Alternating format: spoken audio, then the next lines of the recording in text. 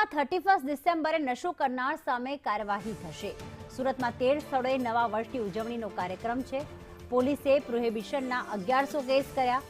7000 police જવાનો હાજર રહેશે। ડ્રોનથી નજર રખાશે। 45 સ્થળે પોલીસ પોઈન્ટ, 12 સ્થળે એન્ટ્રી એક્ઝિટ પોઈન્ટ અને 50થી વધુ એઆઈ કેમેરાથી નજર રાખવામાં આવશે।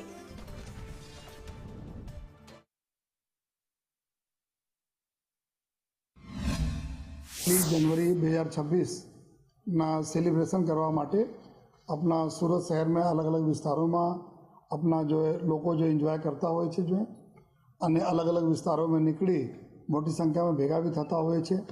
अमुक जगह एवं हो अमुक होटल्स हो पार्टी प्लॉट हो त्या भी जो है मंजूरी लेने जो है सेलिब्रेट करता हो।